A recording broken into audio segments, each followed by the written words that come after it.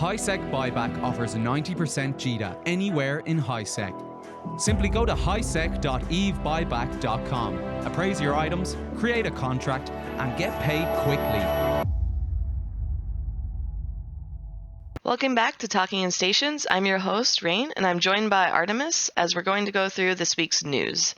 We don't really have a huge topic to discuss, so instead we're probably going to discuss a lot of these little things that people would have missed. Artemis, sorry, I think you were going to say something. I was just going to say hello. How's everybody doing today? It is a nice, cozy show today. Yeah, I feel like with the entire nation of America is just on fire and nobody wants to do anything. So that's kind of how this show reflects. Everyone just kind of getting comfy, not doing too much effort because it's hot as heck outside. Listen, when you've got a nice campfire, you grab a blanket and some s'mores and enjoy yourself.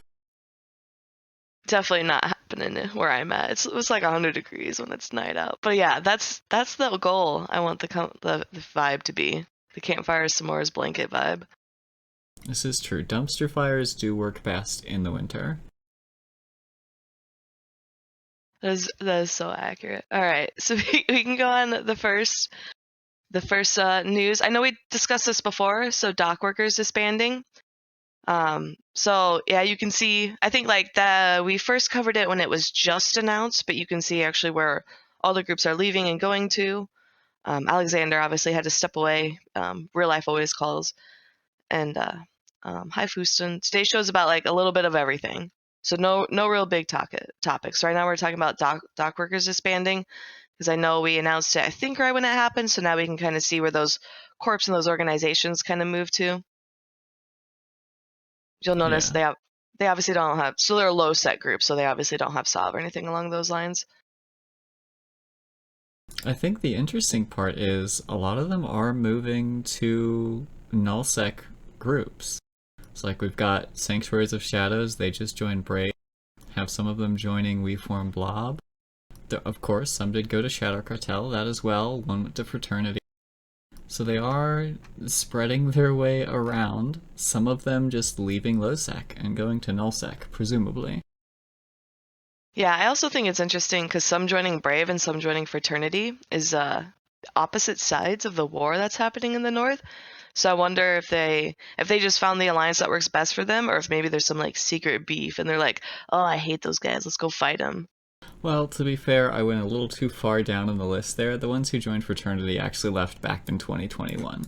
In terms of the people who just left when the Alliance disbanded, looks like one went to Brave, one went to We Form Blob. I'm not seeing any to Fraternity.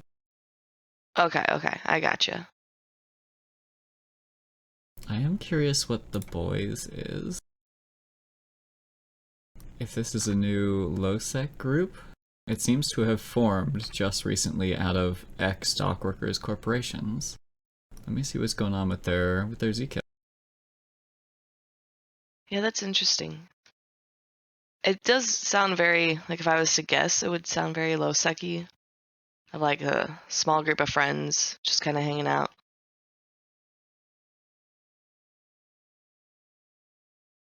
Zkill does not like me searching for them, so we will never know.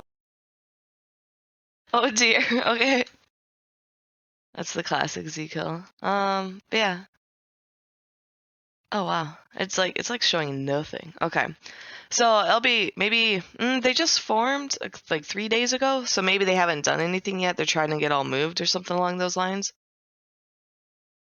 Fair enough. I mean, pretty good at moving, I suppose, if they haven't lost a hauler at least. Yeah, well, their ticker is Soups, so I'm assuming that's either a reference to the TV show The Boys, or maybe they actually fly supers, so you don't want to lose them. I totally did not catch that reference. Yeah, so for those who don't know, The Boys was a comic, and now it's a TV show on Amazon. It's actually pretty great. And Soups is what they refer to as superheroes, so there are people with superpowers, and they just call them Soups. Zalarus in chat says that Soups is in fact a reference. Alright, so definitely they don't fly supers then. I'm sad. I mean, maybe they do both. It would be good. It would be good if they did all their killing with supers, And then they're like, haha, guys, we're just a low-sec alliance. Find us in a Plex. Oh god, are supers cloaked off of a large Plex still a thing? I remember when that was like the bane of faction warfare, where you would have supers and capitals just way off the button on a large Plex. Which is possible in larges because you can like warp anything to them. There is no gate on the outside, but there's also no warping once you're inside of the Plex. So as long as you can burn it far enough away, nothing can like combat probe and warp directly on top of your super or your capital. I mean, they could. It's been a while since I've been in faction warfare, at least reasonable enough to kind of watch this kind of stuff. But I mean, that's definitely a possibility where it could still happen. I wonder if folks like Snuff still do that. I don't know. I hear they're busy just bashing random medium structures over in Tama at the moment. That's like a very weird flex for them. I would not expect that. I mean, the cores can be valuable. If the structure is cored, like, it's a quick payday. If they've got nobody to fight them, and if they do get a fight, then hey, it's content. Why not? Yeah, fair. Oh yeah, I guess it's medium, so it'd be only the 2 timers. So that makes a lot more sense then. Are you actually gonna go see? Yes. I am. I'm gonna see what's going on with the capitals. Or the citadels. Is it structures? Are they kind of structures? They are. Let me filter for just stuff that has been killed by snow. Alrighty. Oh, that's recent. Last couple weeks. Also not as much as I was led to believe. It's okay. Could be the typical anything dies in low sec, it dies to a snuff alt corp. Yeah. Sorry, my cat is very needy today. I was gonna say we can transition on to non-low sec things, because I know Brave had their soda, State of the Alliance. They did, and I appreciated it very much. For the record, in terms of my biases, I am a member of Brave Empire, like their high sec wing, so I literally do nothing for the war effort, but I'm waving the team flag. That's so funny. And it's always Dunk Dinkle, who's like a good lad. Indeed, with the wild suits and the crazy food, and lots of alcohol, as always. This particular... Go ahead. To say, is that a blue donut on that plate? It is one of the cupcake things, where it's like a cupcake with the frosting on top, so that is blue frosting. Okay. In my personal opinion, the frosting is the best part of the cupcake, and don't at me. Alright, what were you saying? The general tone of this soda was surprisingly like upbeat, as one would expect. It is the middle of a war. Dunk explicitly calls out during the soda like this war that is going on between Brave, GTC, Fraternity. It's going to be won or lost based on the individual's group's morale, who is willing to continue fighting. And we'll talk a little bit more about the details and how we can see that this is true and not just a narrative being spun by Brave. But that's a general tone, and so as one would expect, it is fairly upbeat, celebrating the victories, and then in typical Brave fashion saying, hey, don't talk in local, stay classy, that sort of thing. Nice. It's very classic of Dunk, I think. I don't watch a lot of his videos. When I do, they're always very positive. Even when he's I know he's sent out some angry videos before, but they're still really positive. Alright, well let's dig into the details of the war a bit. We talked, I believe it was 2 weeks ago, perhaps 3. We had Casey LP on the show and discussed some updates with the war. Since then, at least to my knowledge, now we'd love to get further information from other groups as we can, but things are fairly stagnant. The way that timers work when you have Fraternity in Chinese time zone, and then GTC and Brave pretty heavily into the EU and US time zone, it's difficult to get good timers, be it for Sovereignty or for Citadels, to make these big fights happen. And then when they do, there's a chance that nobody shows up for the fight anyway. But we did have one big one that happened in UMI, on the 22nd, where in this particular case, Brave and GTC came out on the winning end. They also had quite superior numbers, but you had Fraternity and Nightmares with some fact support versus Brave and Munins, and the Munins won. And you said this was over a timer? I am not sure on this particular fight what the catalyst was. I would not be surprised if it was a timer. I'm going to try and see if I can confirm that based on some lost mails here, but... Yeah, because that would be good. I know a lot of times, like even non-war, you try to make timers so that way you can have a fight. But yeah, like you said, time zone tanking. A lot of people get really upset at time zone tanking, but when you literally have people who live across the world, it actually makes sense. Like, why should someone have to wake up at 3 a.m. to do a fight that, like to defend their stuff, right? If you're going to own something, you might as well be able to defend it when you're most active. I'm not seeing any Citadel on any of these kill mails, which suggests to me at the very least it didn't happen on a Citadel grid, because it would be silly not to man a Citadel if you're fighting on top of one. It could have been related to a Citadel timer and just the Nightmares and their fact support got caught on a gate. That would be personally surprising to me because Nightmares are pretty good at burning out of bubbles with their AB bonus, so you have to web them down. You can't just bubble them or scram them or anything. Yeah, Humans are also very, very mobile. This could also be over iHub timers, which I don't know if Umi is a system or in a constellation that had iHub timers. What's in Tribute? Yeah, so I don't even know if it'd be iHub, because that would be the other thing, is if you're fighting over iHub nodes to try and figure those out and defend those or attack those. Yeah, that's a fantastic question. So we can actually go through and look. This is something I wanted to talk about during the show today, because during these wars of attrition, and let me make this a little bit bigger for the stream. There we go. During wars of attrition, it's often like timer spam is considered very important. You'll see memes and propaganda about troll toasting, which is where groups or individuals will go in and entosis and create sovereignty timers with zero intention of following up on them. You just want to be pinging the enemy and creating those timers because everyone is a potential opportunity to make gains.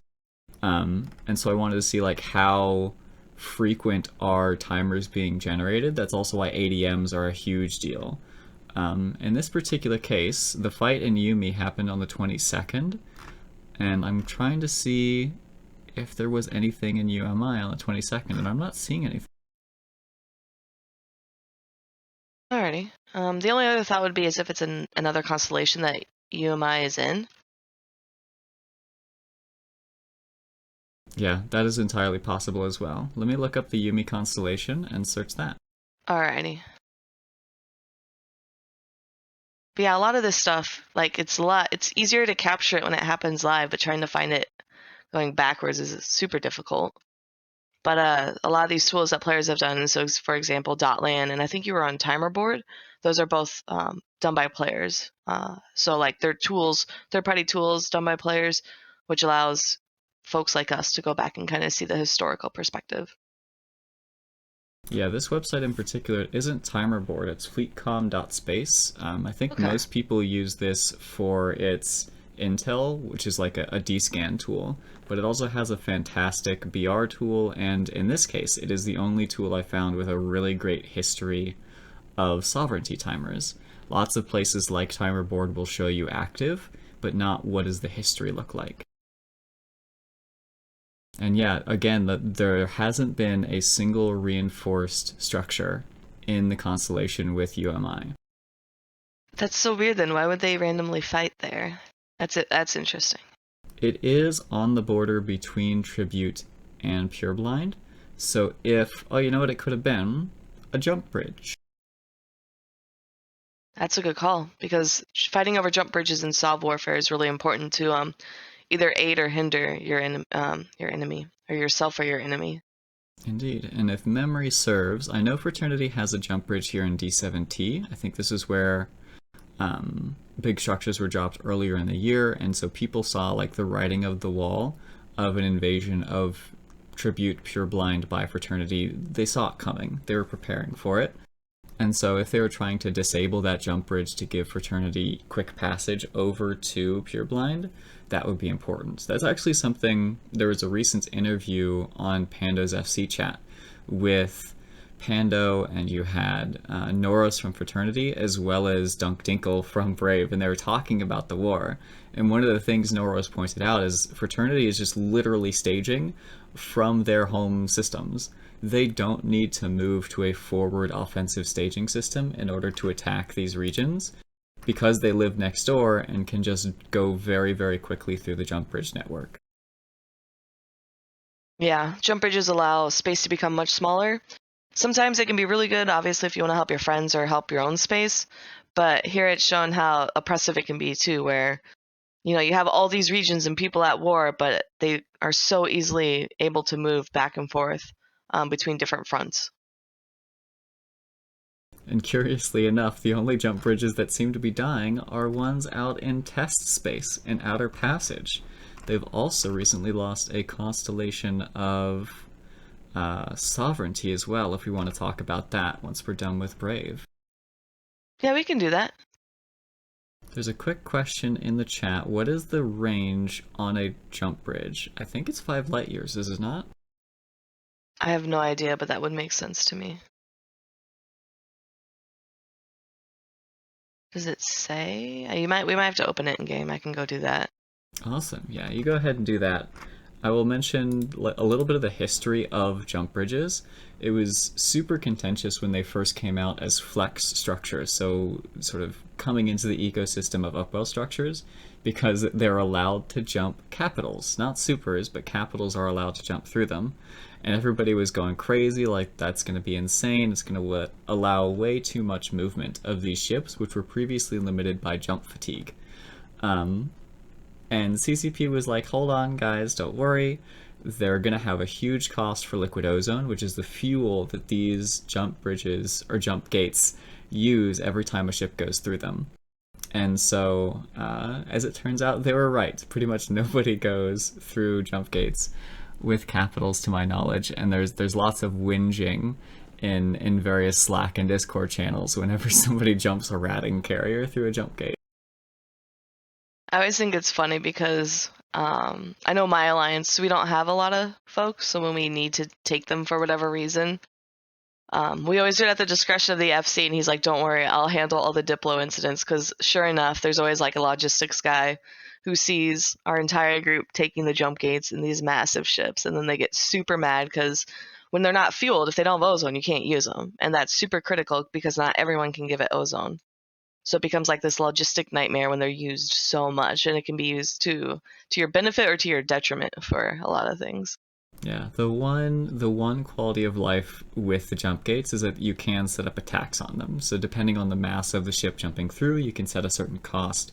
And so many groups will just do that to offset at least the price of refueling that liquid ozone, but it's still a lot of manual work for your industry team to go around and do it.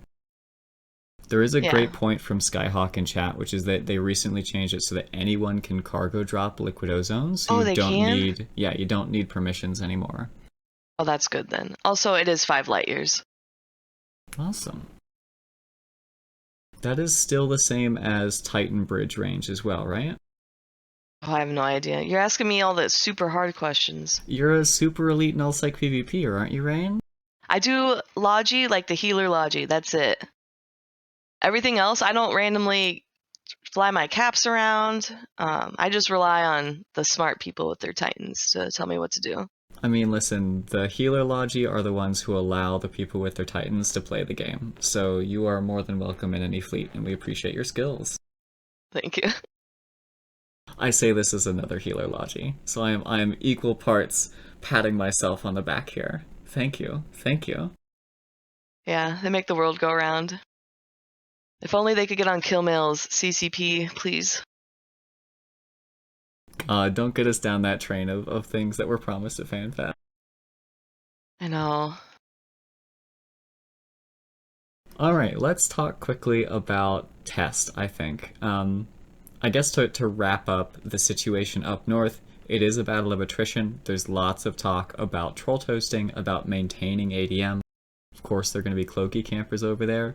And likely what you're going to see going forward is battle reports and memes and propaganda until something meaningful happens. So far as I can tell, there hasn't been a meaningful structure or iHub or like a strategic victory that has occurred. But those aren't necessarily as important in EVE anymore. Just because of the way that the player base works, especially in a war during the summer. If a group loses morale, it is very easy for your members to choose, well, I'm just going to go outside instead of sitting inside and playing EVE. So it can spiral out of control pretty quickly. So you're saying when Tess lost stuff in Outer Passage, it's all TCUs, right? No, they lost iHubs as well. Okay, because I was going to say, iHubs are, a lot of people will hit TCUs and they're like, tee-hee, you lost your TCU, but everyone knows TCUs are essentially worthless in the game right now. iHubs is where everything matters. That's what allows for upgrading infrastructure, ADMs, etc. So losing iHubs is not good. Listen, human, yes. People going outside is spiraling out of control. Like, who touches grass, honestly? Thought we were all gamers here. We were just talking about how it's like 100 degrees in like 90% of the United States. So going outside sounds like a very bad idea right now. We should stay inside and go bash Test Alliance soft structures. They are participating in the war up north. They are on the path, or excuse me, on the side of Fraternity. And so they lost a few structures back home. This is a constellation adjacent to Cache and the Spire. I don't recall much about the geopolitics in this area anymore. It has changed since I last cared. Do you have any knowledge since you live sort of up in this North Drone regions area? Yeah, so I know Test is allied with PanFam, but I don't think PanFam's doing anything to either attack or defend Test currently. A lot of PanFam cells say NC.PL, and then I think a Horde SIG all move south to fight the Southern War against Imperium and to help defend Fire. And I think as a result, we're obviously not going north and helping Tess, but I also don't know if Tess has been actively defending things. So I'm not sure who is taking their iHubs. So far, the iHubs have not been replaced, but it looks like the iHubs died back in the middle of this week on the 19th, and the TCUs died a few days later. That's interesting. So I wonder if the people trying to harass Tess are just doing it for fights rather than trying to claim Sov or kick them out. And then as a result, when Tess not fighting because they're obviously with Fraternity in the war further northwest, they're just kind of destroying them to kind of make their point known. I mean, they took out an ADM 5.8 system, an ADM 4.5. Like, that's some dedication to your troll toasting. And that's also, like, very much the Alliance was distracted to not come and be able to defend that. For those unfamiliar, the higher the ADM, the longer it takes for you to entosis. And I think it also impacts how the defender stuff auto-regens when it comes around to the constellation and the node spawning, but I forget the exact mechanics there. Yeah, and I think if you have a high ADM system, you can only place like large or above structures, but if you remove those ADMs, you can place mediums. So that's usually a good strategy if you're trying to break into like an area to try and invade or whatnot. I'm not quite sure. Like, I don't know, since we don't know who's doing it, I'm not really sure, like, to figure out what their motive is. Yeah, I'm almost like willing to say it's a sale or a voluntary transfer, but then wouldn't you just self-destruct the structures instead of having to entosis them? Because literally the entire constellation was taken out in a single day for all the iHubs. So it seems strange to me that would be possible to happen, but this is EVE 2022. The Mittani has just resigned. Strange things happen. Yeah. I mean, I'm not sure if we have anyone in chat who knows, or if somebody in test wants to come forward with like what they're doing. That would help. All right, swinging further down the map, down into the, what would this be? The southeastern corner. This is the war between Fireco and the Imperium and RMC, and it is where a lot of the sovereignty action is happening. If we head back to our handy-dandy fleetcom.space timer history here, you can see most of the iHubs that are dying are flipping back and forth in Tenerifis and in Faithabalis. So if you're looking to get in on some Sov warfare where fleets are going to be out and about, this is a good way or a good place to look for it. Yeah, there's been a lot of back and forth. I know. Like obviously my alliance is down there, so we're getting fights, some more than others. But yeah, this is where if you want to be at least in on action or in on war, you're definitely needed, regardless of what side you're on. So I think this is probably, I mean, this war and then the war in the north, I think have been pretty interesting because you have sort of these two things going on, but you only have 3 large coalitions in the game. So it feels like everyone's kind of invested in it. So it's been pretty fun to watch. Speaking of fun to watch, there was a video posted today of a fleet of Stormbringers and Jamgoos that were flying around in this area. So in the southeast of the map, some of it in the Fire Coast space, some of it in Great Wildlands, like this first fight here.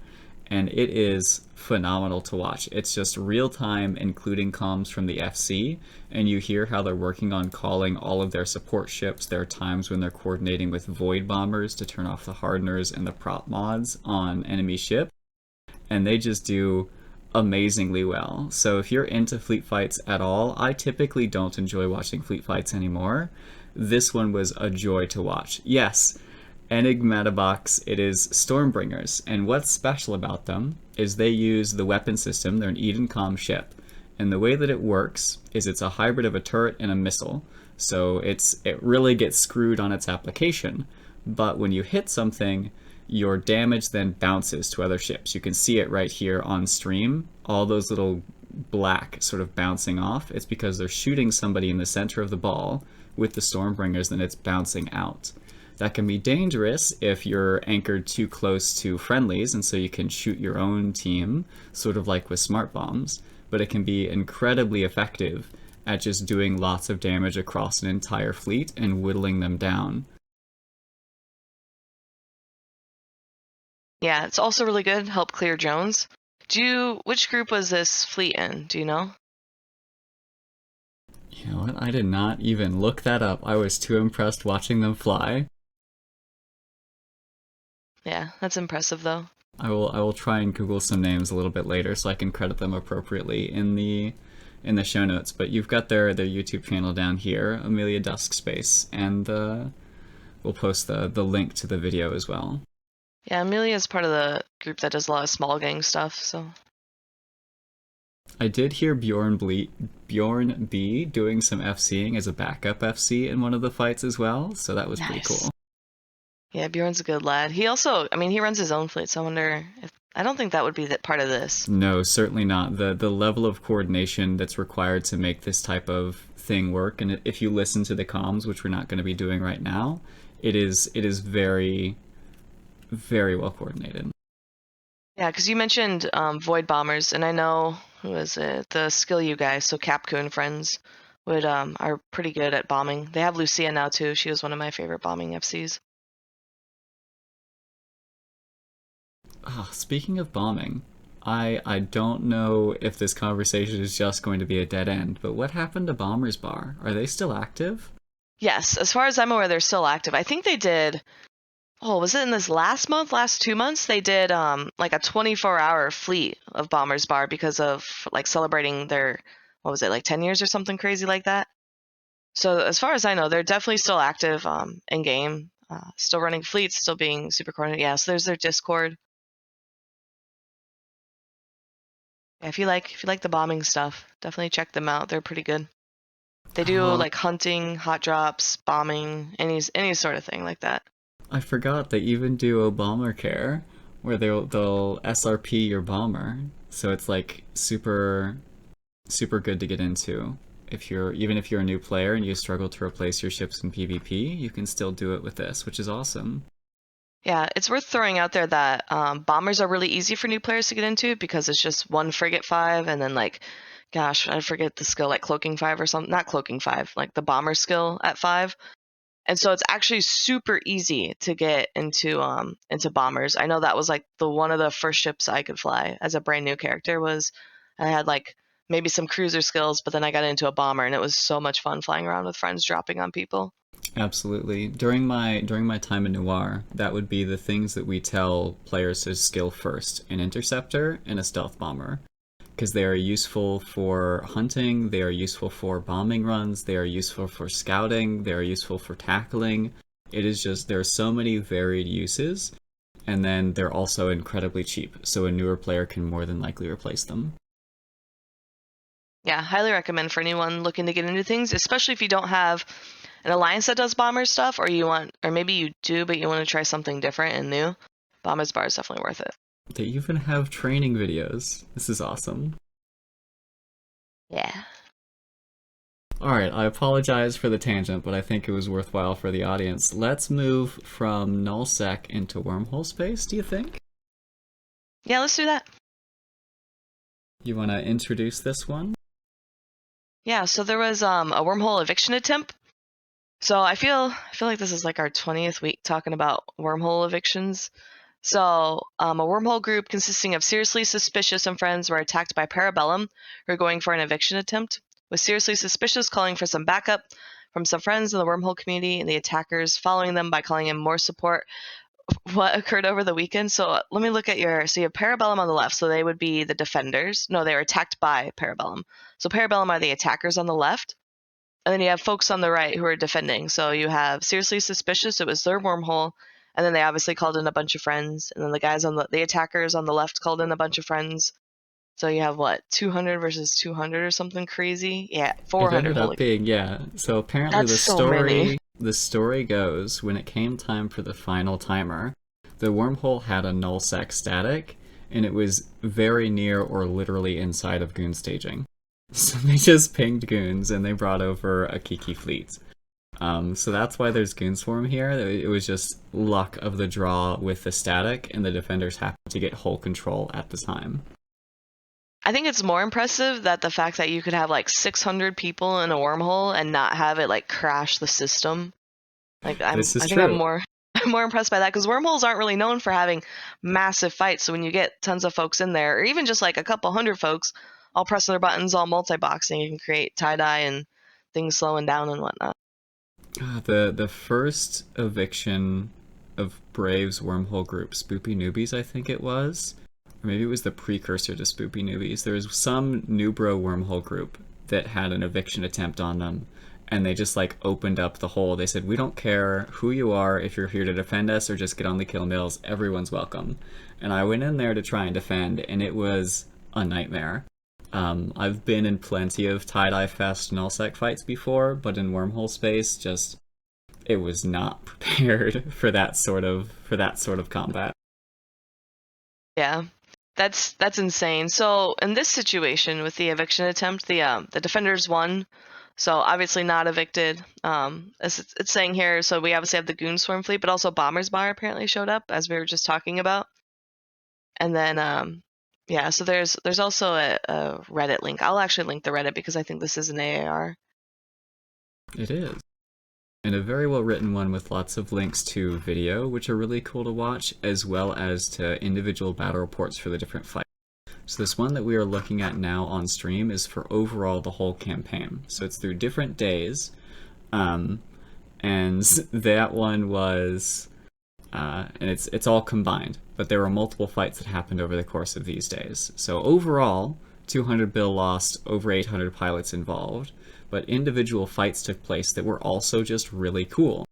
In particular, what I'm excited about are the Marauder fights, because Marauders are expensive, and they're also incredibly impactful. And here we got to see just balls of Marauders going at each other. In Wormhole space in particular, the meta tends to be very heavily armor-tanked Paladins, and you'll want to have an expensive pod with... I forget the name of the wormhole spec now. Amulets? Amulets, yes. They used to be slaves, but they're not slaves anymore. And so you'll get 450k EHP on your Marauder. That's how you're able to take a Marauder and put it in Bastion on a fleet fight grid and expect to get out of Bastion in time to receive rets. It's super intense. It's also worth pointing out wormholers generally are quote unquote more skilled than like your casual nullsec F1 like monkey, and that's because they have to do so much within a wormhole. So it's worth pointing out that a lot of these fits are more complex, and people are expected to kind of use their brains instead of just following, like just pressing F1 and following whatever their FC says. So it creates a lot more interesting fights because obviously there's a lot of coordination, a lot of pressure on each individual pilot, and it becomes like really intense, but super fun to watch and to do. Yeah, so this first fight, it was the Marauder Blob. Wonderful to see the video. Hilarious to see a double shield boost golem just not get shot at all during the fight. And then we had the second one, which was the big one where the goons came. And this one was over the final timer on the Fortizar. It was actually before the final timer. But they were trying to maintain hull control, let Goonswarm get in with their fleet, and again we had an even larger blob of Marauders here. But there's also a video of that. And the interesting part about this video, to your point about skill, is you can see the defenders are in a Cerberus fleet flying around, and if you watch the white blob, you will see a little white ship going in circles, and I'll try and find a good angle, following them. And it's a Nestor that was smart bombing to firewall off and destroy the missiles. There you can see it right there. Destroy the missiles from the Cerberuses so they couldn't make it through their flight path and hit a target Marauder. Yeah, that's really smart. That's also like really skilled and difficult to do, so just even attempting that is like impressive on its own. I think the last time that was meta would have been back when Drakes were in meta, right? So we're talking almost a decade ago now? Yeah, and I've seen it once or twice. So I saw it, I remember the lead up to World War B1. I saw it there, I'm like, why are they smart bombing? And they're like, oh, that's called firewalling. And then, I mean, you see it in tournaments too, but then the second time was in 2019. They were like, we can firewall the missiles and protect our Logi, and it definitely didn't work while we were fighting GOTG in the north. But yeah, this is impressive to see. Fun My times. my cat says hello. Yeah, I'm actually really excited for all this news of the Wormhole stuff. It's always great to see Wormhole space active and whatnot. As long as the groups aren't actually evicted. Successful defenses, fantastic. Evictions that lead to the group leaving Wormhole space, not so great. Yeah, that's also very true. But you do get good fights out of evictions, so there's that. Yeah, in Wormhole space with no asset safety, evictions, everything is on the line, so people are gonna show up to defend. Yeah. Do you have anything else you want to cover with this eviction attempt? No, I think reading through the AAR, watch the videos, it's some quality content. Even if you're not normally into Wormhole like politics and stuff, you don't need to be invested in these groups to enjoy the story and to enjoy the battle reports in the videos. Alrighty, awesome. So let's say we can transition to like kind of our last, what is it, player news? Which is something I saw this morning and I was peak sad. So this is Sam Fox. I've known Sam since like 2016. He's a good friend. Obviously flying around low sec space, PvPing, probably at a Plex. Oh, this show's at the Star. I don't know if but it's off the Star, yeah. So 1.4 AU. So he's probably at like a novice or a small complex. And then obviously somebody came in, baited him, webbed him down, and then you had the Astero, and then what looks like a Daredevil also come in, and obviously a Chromos is very squishy. If you look, he doesn't even have any tank. Well, okay, he has a little bit of tank, but not really tank. They're more known for kiting out and trying to dodge damage that way. Obviously did not work for him with the webs. And then the Astero, which probably had double scram, or no, not double scram. That's only if you're tackling big stuff. So a scram and then a bunch of webs as well. And then obviously Frederick Von Hole coming in and just blasting them with a Daredevil. Yeah, so what's special about this being a Chromos? Oh yeah, Chromoses are unique ships. Only 50 of them will ever exist in the game. A prize from Alliance Tournament 11, which was in 2013. You can see a lot of people love flying them and a lot of people love losing them. It's kind of hilarious. They are a menace in faction warfare space, where the type of ship you can bring into areas, into those faction warfare complexes, is limited. especially back when like cloaking outside of the button was more possible. Just you'd have a bait ship inside, and then a Kromos would decloak on you, and it would be fun because you died to an AT ship, but also like, okay, that was a waste of a ship. Goodbye, 30 minutes of my life. Yes. And they're extremely strong, obviously like super broken, so if you ever get the chance to fly one, I highly advise you to practice somewhere like on CC before you go out and fly. And then Wormhole. So Wormhole's really smart if you look at the character. So you look at the character that's a pod. So what Wormhole will do, and like I feel like everyone should know this, so I apologize if this is the first time you're hearing of it. What Wormhole does is he creates a new character, has them fly around to pretend to be like, oh, teehee guys, I'm a newbie. I don't know what I'm doing. Haha. And then like usually they talk smack in local, and then they try to fight you, and maybe you lose a few times, or they lose a few times, so then you like get more confident, like, oh yeah, I can beat this guy. And then you go to kill them, and it's almost always webs, so they'll scram you, web you, and then they just hold you down, and then that's when Von Hole brings friends. And it could be him triple boxing, it could be just him and a bunch of friends, because he does have a group that they all go in and kill stuff together. And that's usually how he gets folks. It's a notorious tactic by him. So whenever you're using your AT ship, just know Von Hole's probably attempting to hunt you. And the crazy part about this Condor fit, I always love seeing what sort of stuff Von Hole comes up with to catch specific ships, because he theory crafts everyone specific to the target. And in this case, it was a Condor with a medium abyssal armor plate. So this is a frigate, which typically you would expect a small armor plate on there with a medium. And if memory serves, mediums are like the 800 millimeter plates. That's the one that make the medium, right? Somebody correct me if I'm wrong in the chat, I would please. assume so, yes. Given that I'm seeing them lost on a Vedmak, either that Vedmak was very poorly fit, or it is indeed the 800 millimeters. Yeah, so he brick tanked this Condor, had him just ram and catch Sam, and then he brought in his friends. Rest in peace. Yeah, so Sam's notorious because he's lost another Kromos before. I believe it was back in 2016, 2017. He lost one, and the comment was, so I was in Amamake Policeman, which that's how I know Sam, and it was, hey guys, Waffles is moving in. Please do not undock your AT ships. And Sam's like, oh look, a thorax, I can kill that. And he could not, and he got blobbed by Waffles and died. Oh no. Waffles is Waffles dead now? I think Waffles is dead, aren't they? Yeah, I always make the comment that groups go to Horde to die, and that's exactly what Waffles did, so. I think usually they come back, like they get a fresh of like a breath of life during the Alliance tournament, because then they'll like try and run an Alliance tournament team, but usually then after that they're not really active anymore. I am about to lose patience trying to find this other Kromos loss, just scrolling through the lost mails, because this is a properly active PvPer. They do die even though they're good at the game. Yeah, no, Sam's a good lad. I highly recommend if you see him in local, like ask him for a 1v1, he'll honor it, and like he's usually one to give good fights at the end. Alright, that's it. I'm giving up. Let's move on. No, it's all good. Yeah, so yep, there's the Kromos. Oh, it's worth throwing out there. I did say Kromos only 50 exist in the game. CCP has said they'll re-release AT ships, but this one is from AT11, so it has like the symbol on it. So if they do release Kromoses again, it'll probably have some sort of distinction of like old Kromos versus new Kromos. So these ones are still super rare. All right.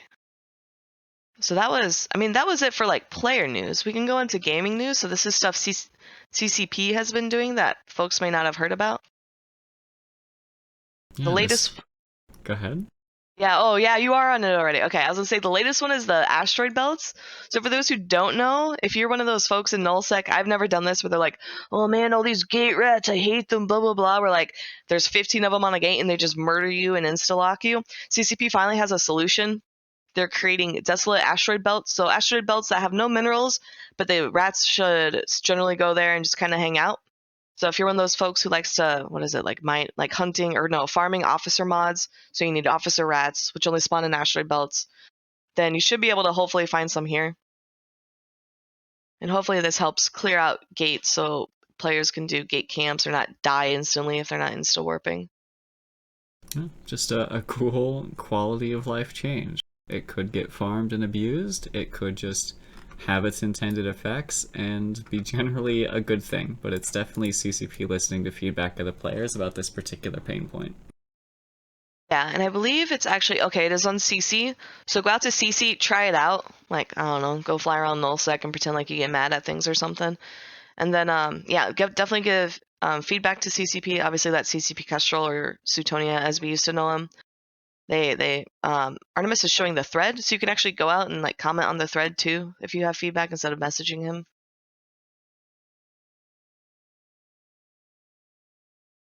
Indeed.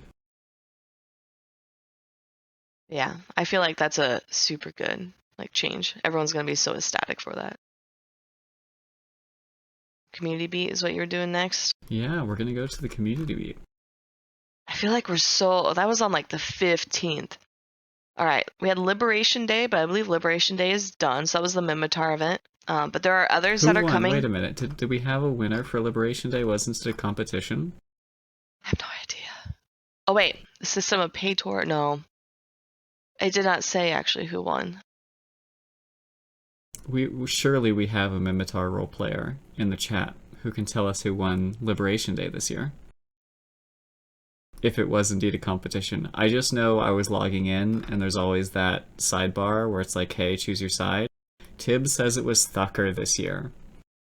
Alright, thank you, Tib. I'm gonna trust Tib on this. I mean, I would. He's been subscribed for like 18 months. Seems There's no way. trustworthy to me. There's no way he would lie about this. But yeah, so Liberation Day, we've had Galente Day already. So Liberation Day was Mimitar. We've had Galente already. I think we're coming up on either Amar or Kaldari next. Yeah, before we get too far, Art Gravy in chat says they were the first place winner of the Cruiser event. They aren't a subscriber, but they have taken the Good Luck Have Fun pledge, so I think they're trustworthy. I think we can congratulate them. Yeah, Art Gravy's also a streamer too. Streamers never lie. Of course not. And then, what was next? Discourse, State Board Eden. Oh yeah. So I know we were talking a bit after the FanFest announcement. So the CCP kind of like world building the lore. They're still continuing that. So if you're trying to pay attention of what's coming up next, keep paying attention to some of these, what is it? Discourse or maybe the polls. What's the big, the scope videos. Yeah, scope videos. Keep focused on those. Those are hinting a lot at the lore. I think the latest one, this one covers the strange structure. I think it was out in Kaldari space, and everyone's like fighting over it.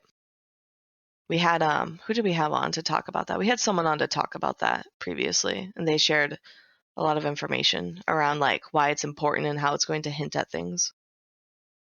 I do think it's a testament to the quality of product that the Discourse points out that we like put them up there with the scope and with the pulse, because it's not CCP. The Discourse is run by players, and this is like a fan-made thing, but it is just so incredibly high quality with deep lore cuts that it's worth looking at as entertainment and information. I had no idea it was player. You're right, it is player made. Because it's always the voice of the lady. Okay. Yes. Cerulean and Elinari. Okay. That it is all player made, but that's so cool though. How like I would have had no idea had you not reminded me. Holy cow. Yeah, they do a really fantastic job. Definitely worth subscribing to them, at the very least for the entertainment value. Yeah, for sure. The next news piece, which is still relevant by the way, is EQ. So EQ is a streamer. He did a lot of stuff for Streamfleet, as well as Even T. So anything of like running tournaments, he had a part in, and then also doing the world tour. He was the man behind the scenes. But he's really into music, and so now he's doing a beatbox parody or breeze blocks parody, Eve Online parody. Singing into a Naglfar, as you do. Yeah, but it's hilarious. So I love people who do like fun stuff like this. So definitely check him out. He continuously puts out music too. So if maybe you don't like parodies, but you like music in general, he usually does like drum and bass or more like electronic music. If you want to check him out there. I don't know. It looks like he's a fan of Kaldari. That might put some people off. He is actually, I think, in Caldari Faction Warfare, so he does play the game. Oh, okay. Speaking of players playing the game, one of them lost a very expensive ship. Yeah, so the Cayman. So this fellow lost his Cayman. I believe it was sort of intended because he said that no one has lost a Cayman before, so he wanted to be the first. And I believe it was actually like snuffed out that dropped him, which is not a surprise at all. But Yeah, he was in a capital ship in Lone Trek. What do you think is gonna happen? yes. But What's yeah, special about the Cayman? so the Cayman's actually, oh, let me make sure I got this. The Garista's Dreadnought, I'm pretty sure. Yep. Which is And why so- you see a drone damage amplifier in there. And yes, because it is Garista's, and even if though it is a Dread, it can use drones, which is or maybe it's fighters because it's a big one. But yes, it can use those. You obviously can see the siege module, missiles, like most Garista ships. And they've never been lost before, so this guy was like, I'm going to be the first, and he's the one and only loss. Okay, Mafia says they use fighters over drones, so yes. Oh, that's fantastic. All purple fit as you love to see.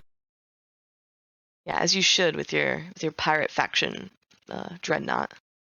I am disappointed. They did have some Dread Garistas and Garistas torpedoes in the cargo, but there was some Caldari Navy in there. So, I don't know. Feels bad, man. Are you looking for the roleplay aspect where they need I all? am. Like, they had fire blogs, too. Like, I guess, okay, the Garistas steal tech from other empires. Sure, they're stealing Caldari Navy tech. Whatever. But, come on. Yeah, that's great. Yeah, I feel like this guy was like, I want to lose it, and so he finally was able to get dropped on and lost it.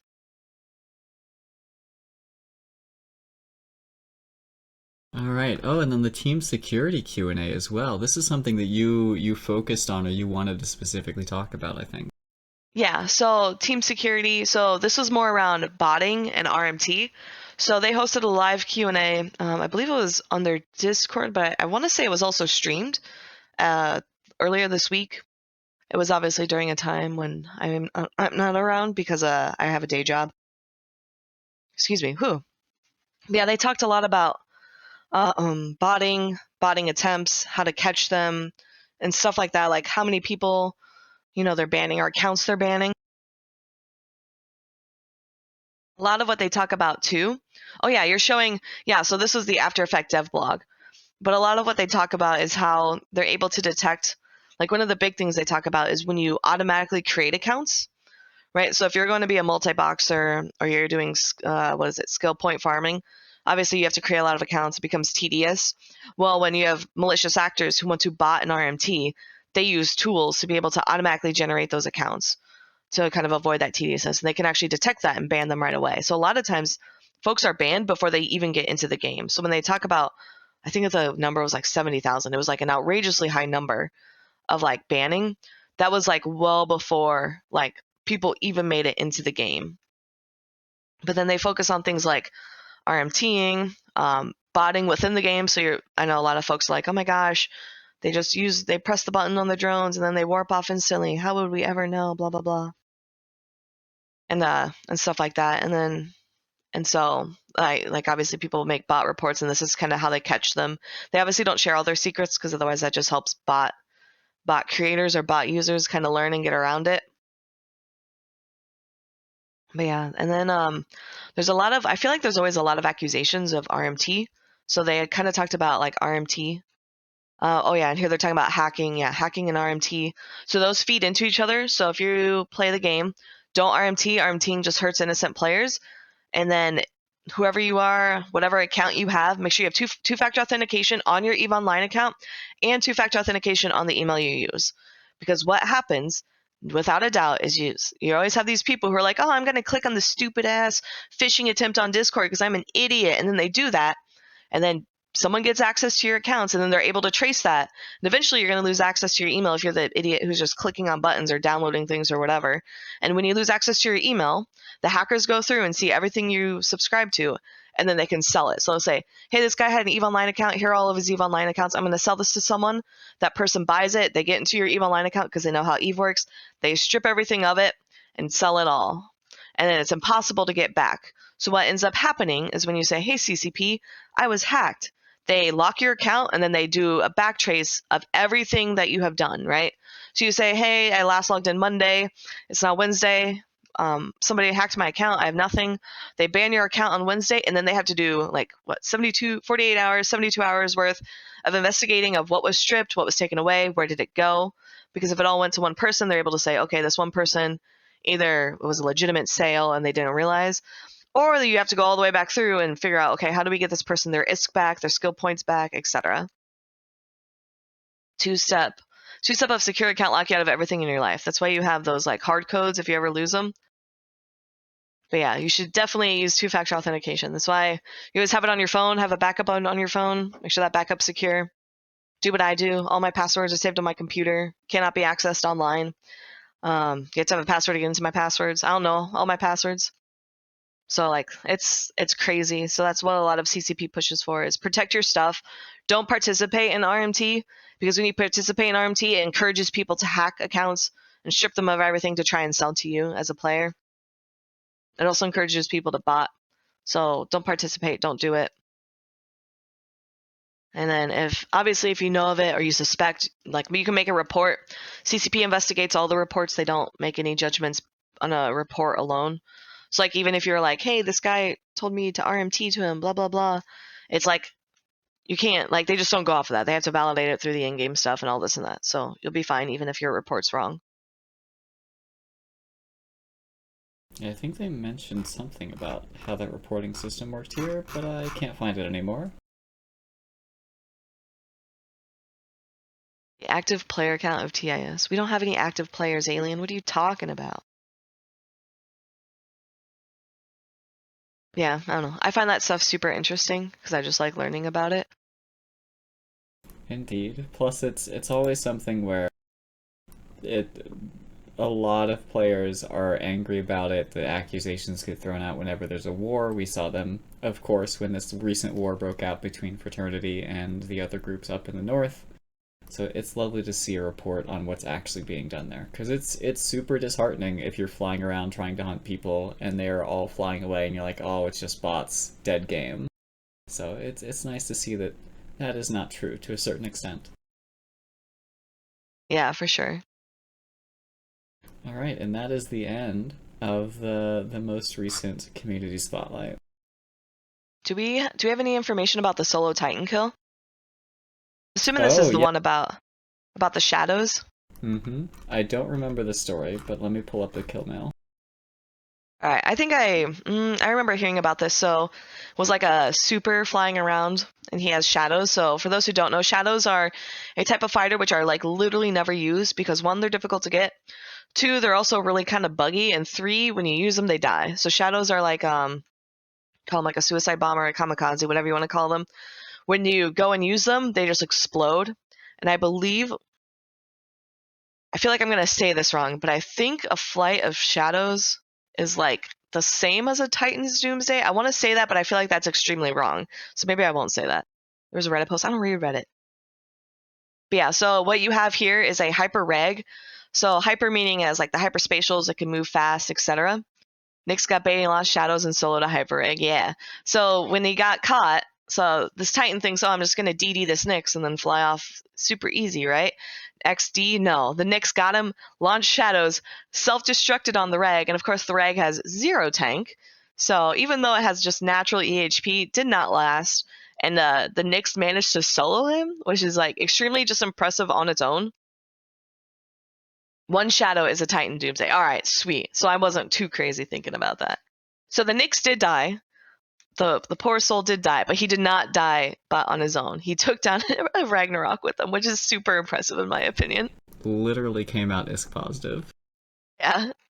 And not many people can say that when they lose their capitals. Hey, I died, but at least I'm ISK positive. And then I don't know how the shadows show up on the kill mail because I don't even think I've seen them in the game before ever. But yeah. So like because they're Sancha, so they got the spikes on them. So which obviously means they're hard to get because you got to do the incursions for them.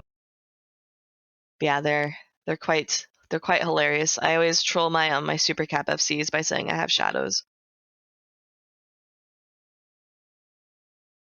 Good stuff. I think the last thing we want to talk about, there are a couple of in-game events. And oh no, there was this addressing community safety dev blog. Yeah, so CCP realizing the past couple weeks of I don't know if what would you call it, like allegations, drama, like startling revelations within the EVE community. CCP finally realized, like, dang, maybe we should actually do something about that. And I'm going to be really critical of CCP about this because I have made reports before and they have told me good luck. So CCP is finally realizing that, maybe things that happen outside of the game, including live events or on, like EVE Online Discords and stuff like that, like maybe they should take it seriously. And now they're actually kind of looking internally to revamp some of their policies. A lot of this, what this post talks about, is a lot of it's a real reminder. Like they've always said no in-game threats or no out-of-game threats in-game, right? Like they've always reported that. But now they're looking more into, okay, so we have people who make these comments. How far do they have to go before we finally ban them? And should we ban them from real life meetups, right? Because what you have people in the game who say something really atrocious, like threatening murder and stuff like that. And CCP is like, okay, well, you're banned from the game. Well, then now they may take the extra step and ban them from real life meetups because obviously you don't want people making threats at your meetups. I say this knowingly as an American. I know not everyone here is an American, but if you ever look at some of the stuff that happens in America, you would totally understand why, especially with a lot of the latest revelations coming to light of non-game things. So it's a very serious situation, usually by all parties involved, and CCP is now having to take a more active step in the process. I also think CCP is also realizing that maybe they have a lot of tools at their disposal, and I think now they're maybe realizing that they should use it for more than what they have been. So I know CCP does really, really good, like if a player reports self-harm. So if I'm in local and someone's like, oh, I hate my life, I'm going to go like jump in a bathtub with a toaster or something, I could report that to CCP. I, as a player, can't do anything beyond that, right? I don't have the tools, but CCP has tools where they could maybe potentially reach out to make sure that player is okay. And now they're trying to look at it to say, okay, well, now maybe the opposite. What I'm picking up is maybe the opposite. Like if players are threatening to hurt another, then maybe they should also reach out just in case to see, like, hey, is that person okay? Is everyone, are they truly a danger? Is this, something said in anger? Are they truly a danger to others? And I think CCP is also going a step further because now they're saying that they've made it very clear how they're not supporting someone, right? So obviously you can't be a CCP partner. That's who cares. You can't go to like meetups. You can't do tournament stuff either. And then CCP is also going a few steps further to say, and not only that, but if you as a player are running a player organized event and you are sheltering individuals who do stuff like this, then CCP is going to withdraw support from there too. Now, there's a lot of questions around how does that look, right? Because like I run a player organized events. I don't have anyone's real life name who goes to that event. I don't want to collect their real life name. I'll collect their in-game name just for like, badge purposes, but I'm not collecting their real life information. And then, but like CCP has everyone's real life information, right? Assuming you're paying with a credit card or something like that at some point, it's on your account. So how is CCP going to reconcile those? Because I don't want CCP sending me people's real life names to validate from my meetup, but I don't know if they're asking me to send them people's real life names, which I'm not going to do. So I'm not quite sure like how this will look. I know there's a lot of talk with the folks at eVegas. They've been reaching out to CCP to ask, to kind of get clarity. But yeah, if you have any concerns, file a GM ticket, or if you have something more pressing, you can do the email, which is communityteam@ccpgames.com. Obviously, make it clear what you're trying to report. Any quote-unquote evidence, screenshots, recordings, whatever you may have, is super helpful. CCP swatting. They have a feedback thread regarding like how this could look. Yeah, they're actively taking feedback. They don't have I want to say they're like evolving this, so it's not 100% set in stone. Here's how we do things, but it's a good way to reach out, say like if you have concerns, if you have things like maybe you play another game or you have like another online community and you see how it's done there. J4 Calkins is saying swatting people. No, definitely not swatting. That's like the exact opposite of what anyone wants in this situation. Spawning is illegal. But yeah, so reach out. So the area of CCP Swift, obviously community dev. Reach out with any feedback, thoughts, comments, etc. I know I've been giving CCP feedback kind of like in the background. I've been filing tickets for stuff and whatnot. Legally speaking, CCP can be liable for slander. You're talking about slander and libel; those are different things. Yeah, I mean that depends on how you look at the law, human. Like if you There's say, "Hey," also like different countries involved, and CCP is yeah, different countries are involved. This is not just in the United States that they're going to be applying this. You remember FanFest happens in Iceland. There's stuff going throughout Europe. I think Australia. that Yeah. not Eve Down Under, of course. In my opinion, and take it with a grain of salt, the most important, or the thing I'm happiest about with this is the clarity it brings to consequences for action and the process involved, because there are a lot of cases where you see people who just won't report things because either they're worried about retaliation, or they're like, why should I bother dragging up these bad memories? Why should I bother wasting my time if nothing is going to happen? And so CCP taking a hard and public stance and saying, no, stuff is going to happen, and here's how easy it is for you to start that process, is hopefully going to bring a lot of things to light that previously just might not have had anything said about them. No, that's a good call. Sorry, I have some in my throat. I'm all raspy. Okay. And it says, is there any other gaming company policing their players like this? Yes, other gaming companies do way more than what CCP does. Other game companies, like Twitch on its own does way more than this. There's tons of game companies that do way more, and CCP is well behind on the curve. Like sometimes other players are like shocked. Like actually, easiest example, you get a lot of these big streamers in the game, right? And they'll say, oh, somebody stream snipe me. And then CCP is like, okay, who cares? They're like, okay, they stream snipe me 20 times in the span of 6 hours. CCP is like, okay, who cares? It's part of the game. Other games, if you get caught or accused stream sniping, you're banned. You're banned from that game, and you're banned on Twitch, no matter what.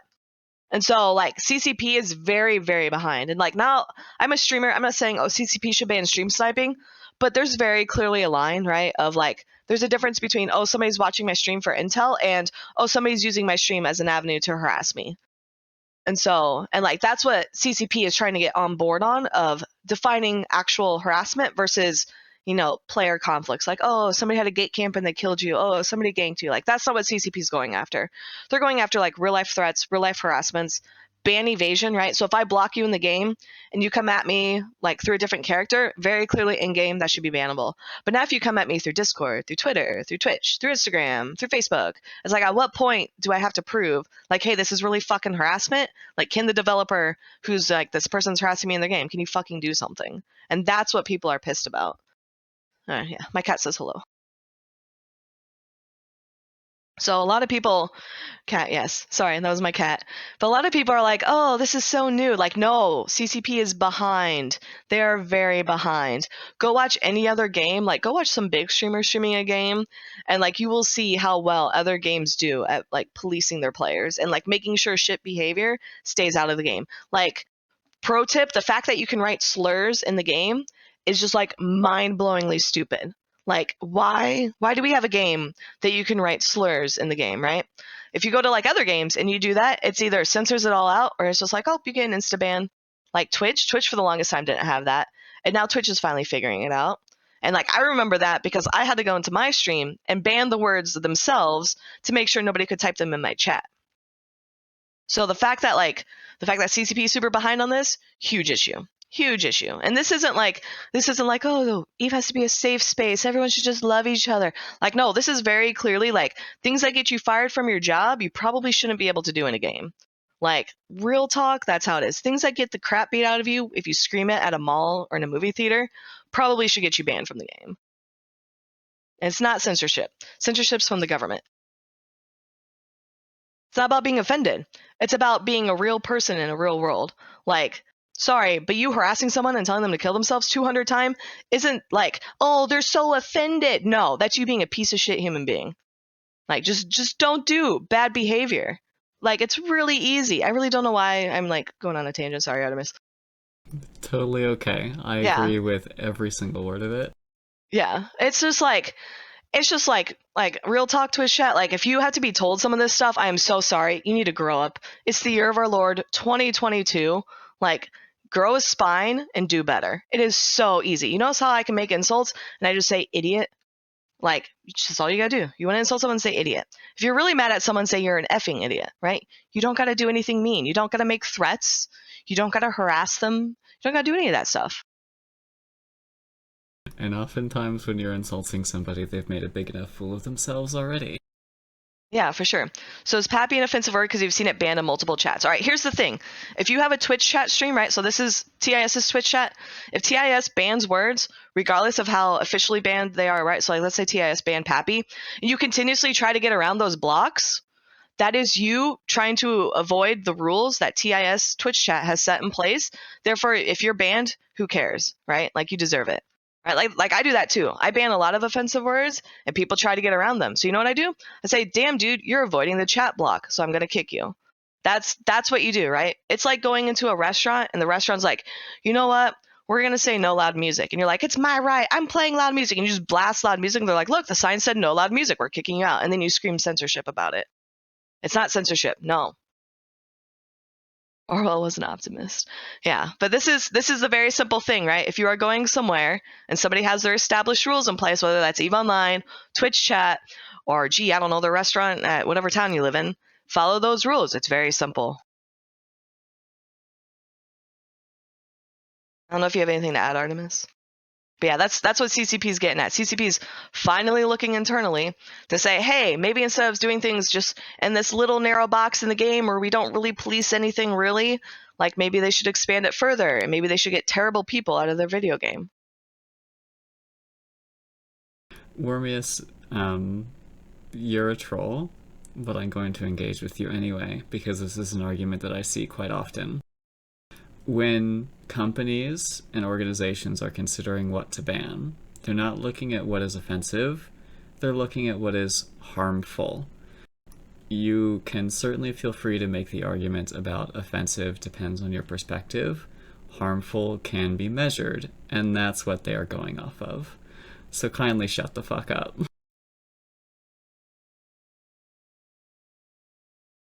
Also, J4, I'm not sure what you mean, Twitch banned the word pappy.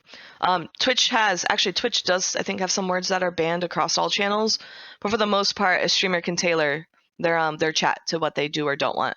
So, like, you see, like, a lot of it's like chats have their own rules, right? So if you go into a channel, it's always like, oh, you have to accept these rules before you chat, so you just follow those rules or whatever. All right, we've both had our little rant for this particular topic. Shall we continue? Yeah, that's good. So pay attention. CCP's coming out. Post on the forums if you have feedback. And if you want to support CCP in their harassment squashing endeavors, I guess you can buy skill points. It makes me so mad. Why are they selling skill points? They need to stop. Really? You don't like this, Rahne? No, I am a very firm believer of the sandbox, and selling things that should only be created within the sandbox makes me mad. I mean, okay, that's a very principled stance. I am more pragmatic and of the opinion that as long as it doesn't destabilize the sandbox, it's okay. I feel like that's a very blurry, thin line. It is a thin line, but I think it's valuable to walk in that gray space because it supports new players and also means that whales can lose greater and greater expensive ships. Yeah, for sure. But I guess this is a deal going on right now, so if you're one of those people who is trying to kickstart a new alt or would just like some more skill points, now you know about it. Other things you should know about, there is a 1v1 battle cruiser proving grounds clash. The 1v1s, particularly of like cruisers and battle cruisers, are always particularly popular and especially fun to fly in. It's often difficult to get a good 1v1 in these sorts of ships where you have enough fitting room to get interesting with your fitting, you have lots of buttons to pay attention to, and like pilot skill means a lot. So it's lovely that this is coming back. It should be pretty popular. It looks like today and tomorrow, the 24th and the 25th of July, are the last 2 days. So if you're just starting now, you might not get up on the leaderboard, but you'll certainly have some fun killing and being killed. There have been a lot of streamers doing this as well, so if you want to watch people do it and feed because you yourself don't like flying battle cruisers for whatever reason, you can definitely check that out. I know I've been kind of watching some folks go in and fight, and it's been a blast. I'm trying to remember what the meta was last time. Someone in chat says not to fly. I think it was a cyclone, because apparently you can spill. It's bad karma because like you can spill coffee on your lap. Oh yeah, that was J1ta. But the cyclone's so good though. I don't know. I can see how the cyclone with its hams you could get outranged and kited pretty easily. The cyclone, the reason that it's good, I would suspect a lot of the things you'll see until the meta stabilizes, like a lot of stuff an average player would think to bring in, are going to be heavy self-rep ships. So Cyclone, Myrmidon, Brutix, what else would there be? Maybe the Prophecy, but it just lacks so much DPS, you're not going to kill anything. Does Kaldari, the Drake, is also a tanky ship, but I don't feel like it has enough DPS, and that resist bonus isn't as valuable in a 1v1 scenario as a rep bonus would be. Yeah, I know folks are in chat are talking. Apparently, Torvald did the 24-hour stream. I know I rated him a few times during that, but I think he had a lot of fun doing it. You've seen the Naga do very well. Yeah. Oh yeah, Battle Cruises includes the tier 3s. Sounds like folks are having a lot of fun with this, because I don't know. I normally don't do proving ground stuff unless it's like I like to bring friends or whatever. Because if I want a 1v1, I go to low sec. What are the meta limits? Apparently there's a double bonus to overheating modules. That's epic. So overheating your turrets mean they do twice as much of the benefit from overheating. That's so stuff insane. could die very quick. I'm trying to see... Oh yeah, meta level 5. Are polarized weapons meta level 5? I think meta level 5 is T2. I have no idea. Is polarized? Polarized is better than T2, isn't it? Well, Or I mean, higher? it depends on your perspective. Polarized, Yeah. they give you a massive damage bonus, but they nuke all of your resists down to 0. No polarized, says Captain Pugwash. Okay. Oh, I but figured then they he would be says higher. they're allowed. Hang on. Is that one sentence, no polarized allowed, or were you correcting yourself? I am confused. The joys of interacting with Twitch chat. So now he's gonna type it all out.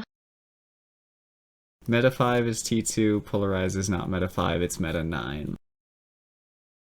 Alright, so polarized unfortunately is not permitted here.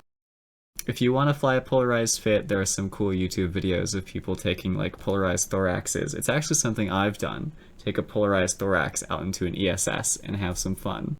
If you wanna enjoy the polarized fit. But in this proving ground, keep it to T2. Yeah, for sure. So, yeah, I wanted to talk about the map. It looks so cool. So, for those who don't know, so everyone talks about EVE Online and Tranquility being single shard. Everyone has to play on it. That's with the exception of China because of China internet laws. So, China has its own server and its own publisher, and they call it Serenity. So, if you ever hear references to Serenity, that's a reference to the Chinese player base, largely popular in China. I'm going to throw it out there. If you want to play in China, the way they have it set up is I believe you have to use something to the equivalent of like either a Chinese social security number or a Chinese phone number, or maybe both. So playing on Serenity becomes very difficult if you are not Chinese and not in China. But Serenity is kind of having a shakeup. So for the longest time, because of publisher issues, they had like a stalemate where essentially 2 years worth of updates was not done to the game. And then now they finally got all those updates. They finally got their new publisher. And now it sounds like that they're going to have a sort of a reset, like a restart of Serenity, where they're going to move all the systems around. And so Artemis here has the map. Obviously, it's in Chinese/Mandarin, so I have no idea what it says. But if you look at the colors, you have all of the nullsec regions kind of in the middle. and then you have the low sec, high sec around the outer edges. And that's kind of the proposed new map, and there's been a lot of excitement around it from Tranquility players, kind of seeing what's going to happen with the shakeup. Yeah, and I think we were discussing a little bit before the show the potential impacts of this. The first one I think that came to both of our minds was with all of the null-sec systems squished together. Theoretically, unless they do something funky with the topography here, the jump ranges between all of the systems will be much, much shorter, which makes for a lot more activity and ease of power projection. But on the Serenity server, I don't think it's going to be as big of a deal, because you are dealing with a much smaller population size. Yeah, and then Like, there's...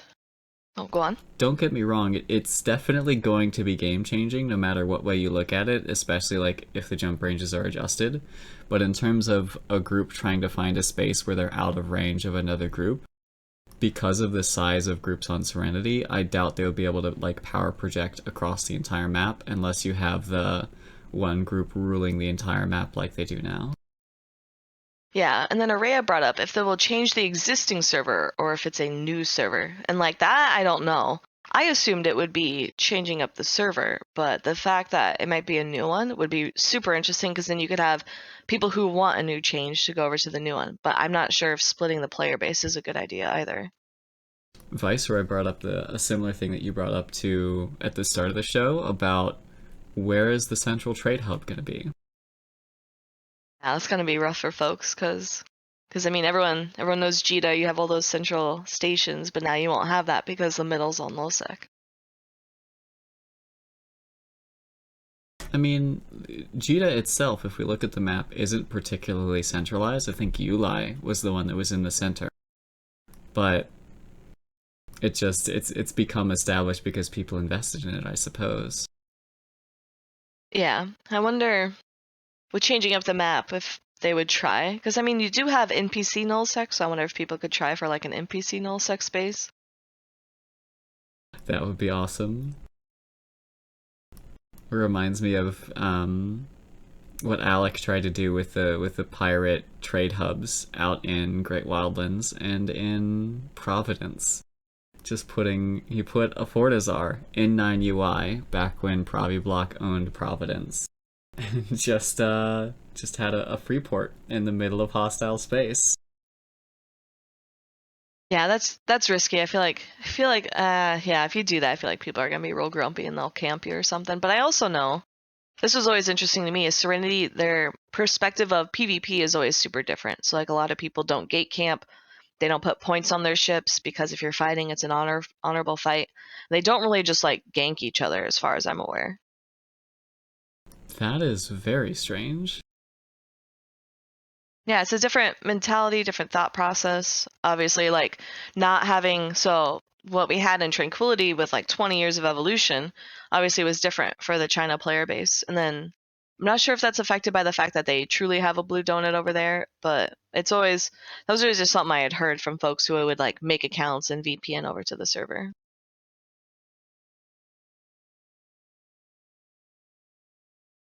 Fair enough. I'm excited. I want to see what happens. I wish I was easier to play on the Chinese server, but as far as I'm aware, it's super difficult.